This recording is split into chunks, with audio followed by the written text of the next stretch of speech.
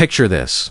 You wake up Monday morning, grab your coffee, and head to work, only to find a robot sitting at your desk, doing your job better, faster, and without ever asking for a raise. Science fiction. Not anymore. Right now, artificial intelligence is reshaping the workforce at lightning speed, and millions of workers are asking the same terrifying question: am I next? But here's what most people don't know. Governments around the world are scrambling to write the rules of this new game. And the decisions they make will determine whether AI becomes humanity's greatest opportunity, or its biggest threat to employment. The AI revolution isn't coming. It's already here. From automated customer service chatbots to AI algorithms making hiring decisions, to self-driving vehicles threatening millions of transportation jobs. Artificial intelligence is fundamentally changing how we work. But unlike previous technological revolutions that unfolded over decades, AI is advancing at breakneck speed, leaving governments, businesses, and workers struggling to keep up. Let's start with the numbers that keep policymakers awake at night.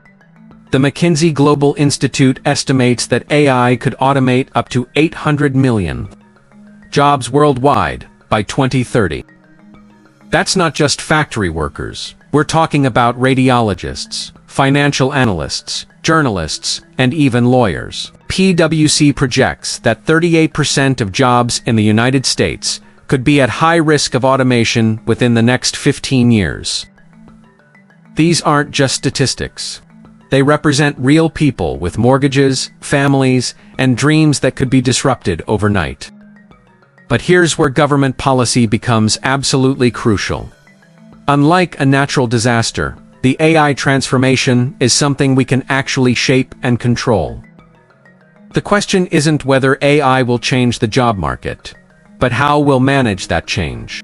The European Union has taken the boldest approach with the AI Act, which became law in 2024. This groundbreaking legislation specifically addresses worker protection. The law requires companies to conduct impact assessments before deploying AI systems that could affect employment.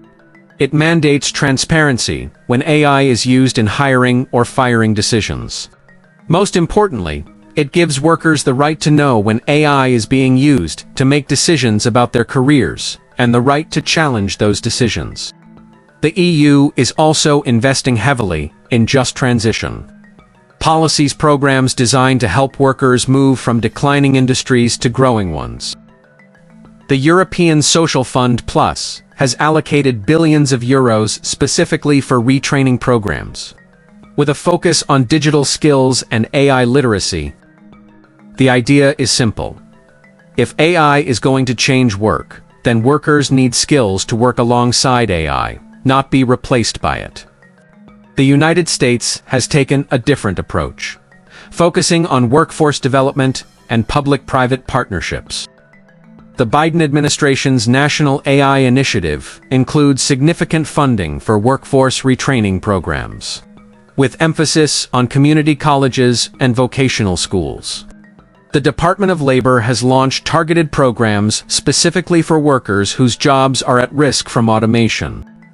One of the most innovative American initiatives is AI apprenticeships, programs where workers learn to use AI tools rather than compete with them. In healthcare, medical professionals are being trained to work with AI diagnostic tools, making them more effective rather than replaceable. In manufacturing, workers are learning to operate AI-powered machinery, creating new categories of skilled jobs. China has adopted a managed transition approach. The Chinese government is deliberately slowing down AI deployment in certain sectors to give workers time to adapt. They've implemented policies requiring companies to maintain employment levels, even as they introduce AI systems. It's a fascinating experiment in balancing technological progress with social stability. But policy isn't just about retraining. It's about reimagining work itself. Several countries are experimenting with radical new concepts.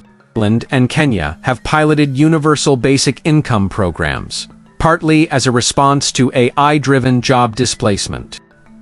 The idea is that if AI makes many jobs obsolete, society needs new ways to ensure people can meet basic needs while transitioning to new forms of work. Scotland has implemented a 4-day workweek pilot program based on the theory that AI productivity gains should benefit workers through increased leisure time, not just increased profits for employers. Early results show productivity actually increased, while worker stress decreased, suggesting the AI revolution might be about fundamentally rethinking the relationship between work and life.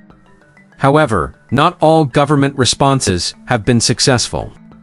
Some countries have tried to slow down AI adoption through restrictive regulations, but this often backfires. Companies simply move their AI operations to more permissive jurisdictions, leaving workers without the benefits of AI-enhanced productivity while still facing competition from AI-powered businesses abroad. The most effective policies embrace AI while protecting workers. Singapore's Skills Future initiative is a perfect example. Every Singaporean citizen receives credits for training and education throughout their career. As AI changes the job market, workers can use these credits to learn new skills, with government providing additional support for AI-related training. But here's the crucial point. Government policy alone isn't enough. The most successful worker protection strategies involve collaboration between government, businesses, and workers themselves. In Germany, code termination requires companies to include worker representatives on corporate boards. When companies make decisions about AI implementation, workers have a voice in how it's done. Some forward-thinking companies are going beyond legal requirements.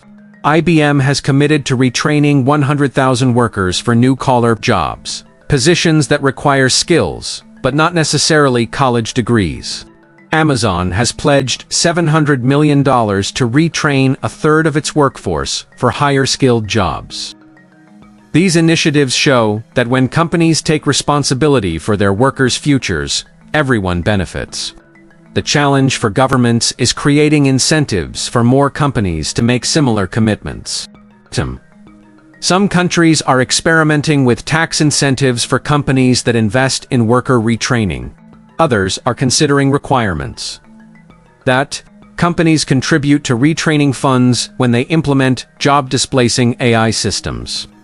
One promising development is AI impact assessments, requirements that companies analyze and report on the employment effects of their AI systems. This isn't just about compliance. It's about creating a culture of responsibility where businesses think carefully about the human impact of their technological choices. Education policy is also evolving rapidly.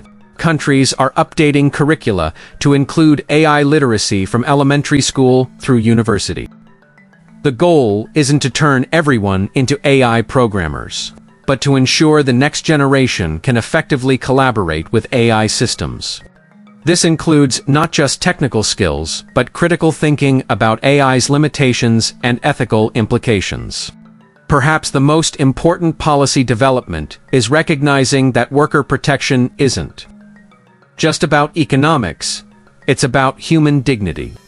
The International Labor Organization has proposed that the right to work should include the right to meaningful work, not just any work. As AI automates routine tasks, policy should focus on creating opportunities for work that provides purpose, creativity, and human connection. Looking ahead, the next few years will be crucial. Governments are grappling with questions that have no easy answers. Should there be limits on how quickly companies can implement AI? Should workers have the right to refuse to work with AI systems? How do we balance innovation with stability? How do we ensure AI benefits are shared fairly across society? The answers will shape not just individual careers, but the future of work itself. And here's the thing. This isn't something happening to us. It's something we're actively creating through the choices we make today. The evidence suggests that proactive, collaborative approaches work best. Countries that invest in education, embrace change while protecting workers, and foster dialogue between stakeholders are seeing the most positive outcomes. The key is to view AI not as a threat to be resisted, but as a tool to be harnessed for human benefit. So what does this mean for you? First, recognize that change is inevitable, but catastrophe isn't. The future of work with AI isn't predetermined. It's being written right now by the policies we support, the skills we develop, and the conversations we have. Second, get involved.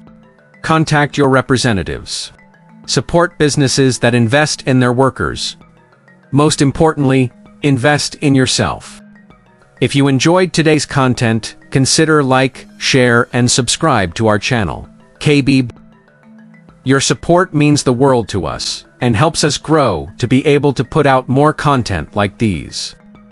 The AI revolution is the defining challenge of our time, but it's also our greatest opportunity.